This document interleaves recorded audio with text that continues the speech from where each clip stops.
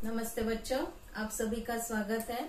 आज हम पाठ 16 आनुवंशिकता और परिवर्तन यही कंटिन्यू कर रहे हैं। इस पाठ में आज हम पढ़ेंगे गुणसूत्र क्या है, गुणसूत्र के प्रकार क्या है और डीएनए और डीएनए की संरचना।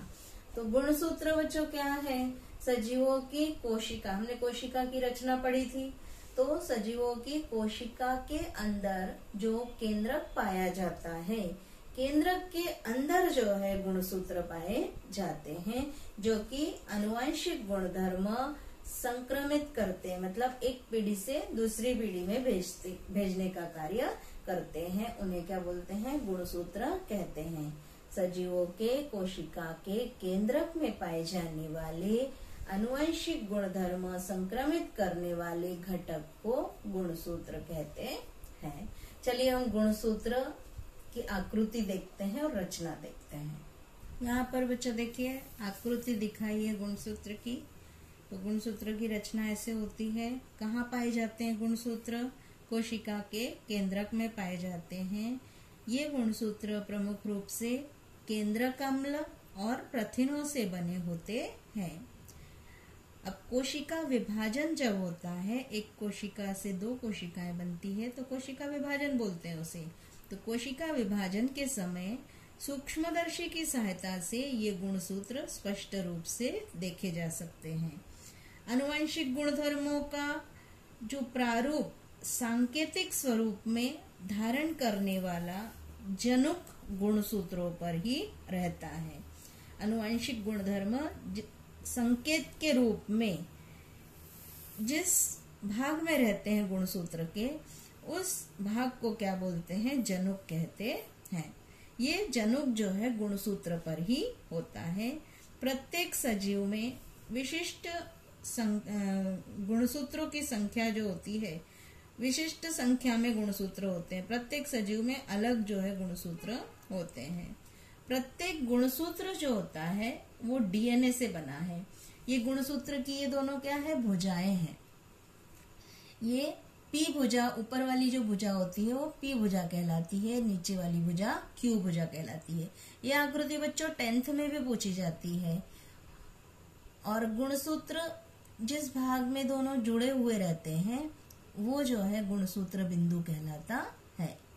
और गुणसूत्र में ही जो है डीएनए पाया जाता है। प्रत्येक गुणसूत्र जो है ये डीएनए का ही बना होता है। गुणसूत्र काय का बना होता है?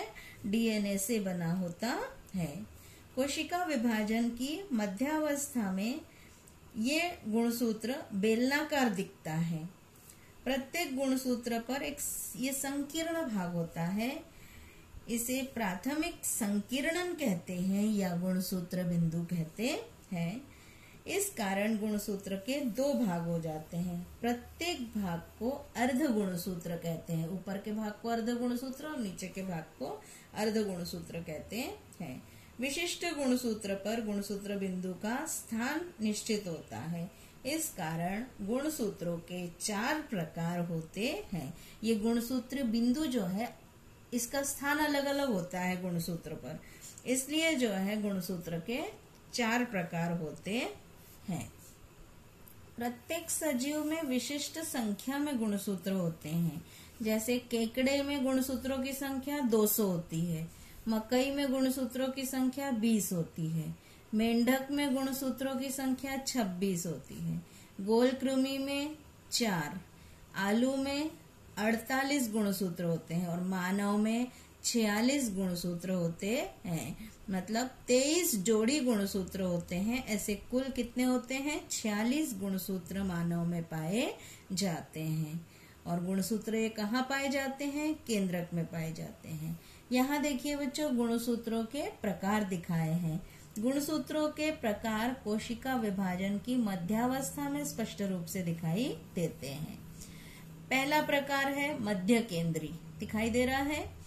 इन गुणसूत्रों में गुणसूत्र बिंदु गुणसूत्र के बिल्कुल बीचों बीच होता है। ये गुणसूत्र कैसा दिखाई देता है? अंग्रेजी के वी के आकार की दिखाई देता है। दिख रहा है? इसलिए इनके अर्ध गुणसूत्रों की लंबाई समान होती है। ये अर्ध गुणसूत्र जो है इनकी लंबाई क्या है, दोनों तरफ समान है, क्योंकि वी के आकार का दिखाई देता है अंग्रेजी के। दूसरा प्रकार है उपमध्य केंद्र की। इन गुणसूत्रों में गुणसूत्र बिंदु गुणसूत्र के मध्य के आसपास होता है। ये गुणसूत्र अंग्रेजी के एल जैसा दिखाई देता है। इनमें एक अर्ध गुणसूत्र दूसरे से थोड़ा बड़ा होता है। एक अर्ध गुणसूत्र छोटा होगा और एक अर्ध गुणसूत्र बड़ा होता है। तीसरा प्रकार है अग्र केंद्री। इस गुणसूत्र में गुणसूत्र बिंदु लगभग गुणसूत्र के सिरे के पास होता है। यह गुणसूत्र अंग्रेजी के अक्षर जे जैसा दिखाई देता है। इसमें अर्ध गुणसूत्र बहुत ही बड़ा, एक अर्ध गुणसूत्र बहुत बड़ा होता है तो दूसरा बहुत ही छोटा होता है।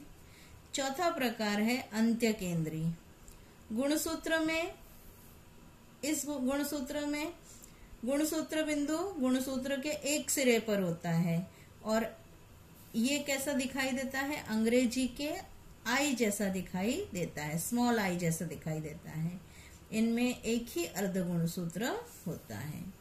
सामान्य रूप से कायिक कोशिकाओं में गुणसूत्रों की जोड़ियां होती हैं। समान आकार और समान रचना वाली गुणसूत्रों की जोड़ी को समजात गुणसूत्र कहते हैं। मतलब जो हमारे शरीर में अधिकांश कोशिकाएं जो होती हैं वो सब कायिक कोशिकाएं होती हैं और ये समान आकार के और समान रचना वाले जो गुणसूत्रों की जोड़ियां होती हैं वो समजात गुणसूत्र कहलाते हैं। गुणसूत्रों की रचना और आकार यदि समान नहीं है, दो गुणसूत्र की जो जोड़ी है उनकी रचना और आकार अगर समान नहीं है तो ऐसे गुणसूत्रों को विषमजात गुणसूत्र कहते हैं। लैंगिक प्रजनन करने वाले सजीवों में गुणसूत्रों की एक जोड़ी अन्य जोड़ियों की अपेक्षा अलग होती है। मतलब 22 जो गुणसूत्र होते हैं, 22 जोड़ी गुणसूत्र समान होते हैं, लेकिन 23वीं एक जो जोड़ी गुणसूत्र होती है वो जोड़ी जो है गुणसूत्र की कुछ अलग होती है। इस जोड़ी के गुणसूत्रों को लिंग गुणसूत्र तथा अन्य सभी गुणसूत्रों को अलिंग गुणसूत्र कहते हैं। इसके बाद बच्चों अगला टॉपिक है हमारा डीएनए। डीएनए का फुल फॉर्म क्या है, डीऑक्सीराइबो न्यूक्लिक एसिड। डीएनए मतलब डीऑक्सीराइबो न्यूक्लिक एसिड। यहाँ पर देखिए बच्चों डीएनए जो है कहाँ पाया जाता है, इसकी जो है आपको चित्र दिखाया गया है। हमने कोशिका की रचना पढ़ी, चाहे वनस्पति कोशिका हो या प्राणी कोशिका, कोई भी ये देखिए यहाँ पर कोशिका की रचना दिखाई गई है, दिख रही है। कोशिका के अंदर क्या पाया जाता है, कोशिका द्रव्य पाया जाता है। कोशिका द्रव्य के अंदर जो है कोशिका अंगक पाए जाते हैं। इसमें एक बीचों बीच क्या होता है, केंद्रक होता है, कोशिका का केंद्रक।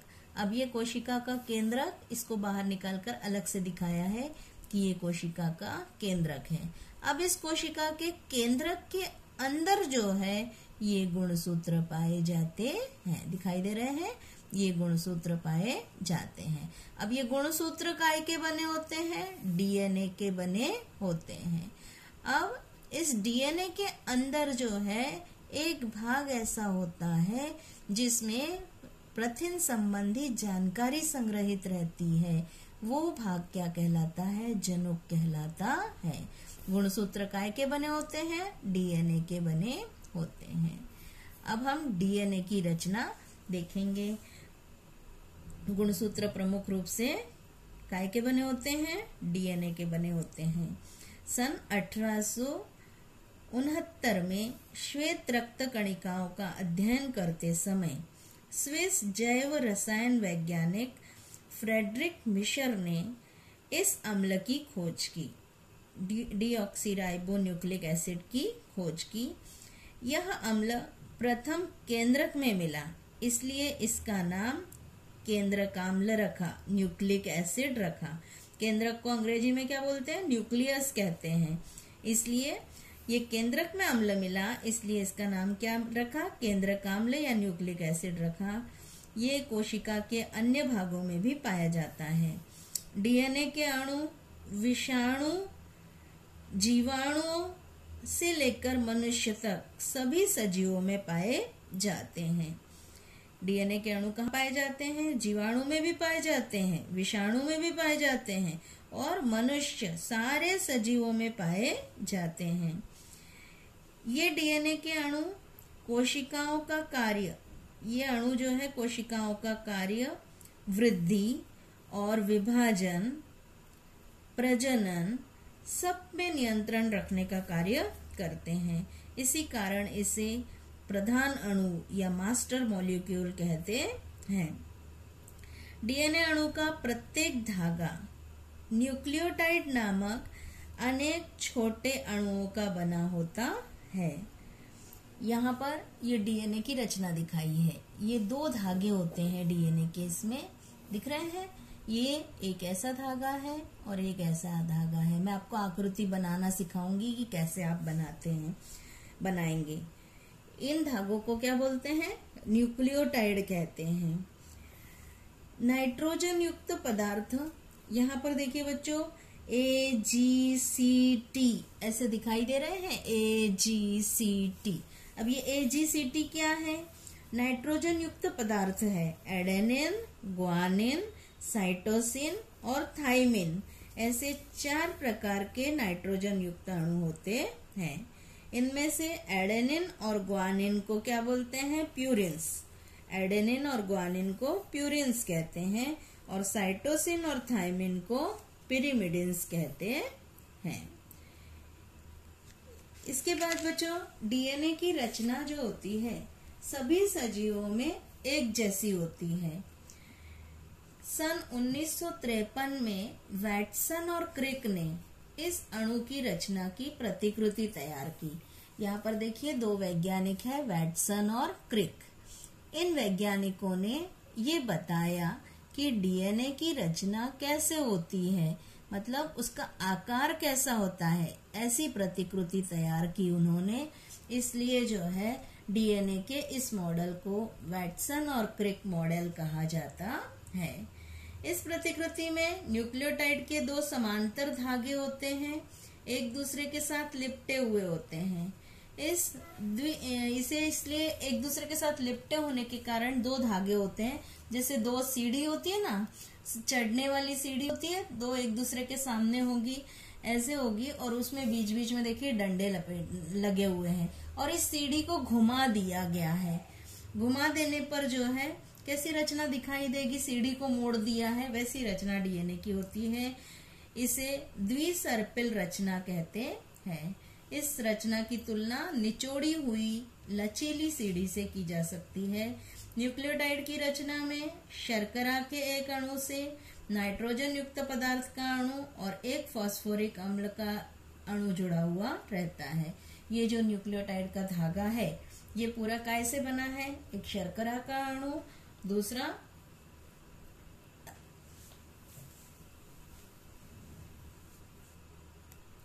फास्फोरिक अम्ल का एक अणु जुड़ा होता है। नाइट्रोजन युक्त पदार्थ 4 प्रकार के होने के कारण न्यूक्लियोटाइड भी 4 प्रकार के होते हैं। डीएनए के अणु में न्यूक्लियोटाइड की रचना श्रृंखला जैसी होती है। डीएनए के 2 धागे यानी सीढ़ी के 2 खंभे होते हैं। प्रत्येक खंभा बारी बारी से जुड़े हुए शर्करा के अणु और फास्फोरिक अम्ल से बना होता है। मतलब जो न्यूक्लियोटाइड है इसमें एक शर्करा का अणु होता है, एक फास्फोरिक अम्ल, शर्करा अणु फास्फोरिक अम्ल ऐसा होता है। और जो सीढ़ी दिख रही है, ये सीढ़ी दिख रही है ना, सीढ़ी के पायदान जो दिख रहे हैं वो हाइड्रोजन बंध होते हैं। ये जैसे A-T से जुड़ा रहेगा तो बीच में कौन सा बंध रहेगा? हाइड्रोजन बंध। G-C से जुड़ेगा मतलब ग्वानिन साइटोसिन से जुड़ा है तो बीच में हाइड्रोजन बंध रहता है। हमेशा एडेनिन की थाइमिन से और ग्वानिन की साइटोसिन से जोड़ी बनती है। इस तरह से जो है ये डीएनए की रचना होती है। इस तरह से बच्चों हमने डीएनए की रचना पढ़ी, गुणसूत्र, गुणसूत्रों के प्रकार और डीएनए की रचना। इसको आपको घर पे पढ़ना है बच्चों। आज हम इतना ही पढ़ेंगे। धन्यवाद।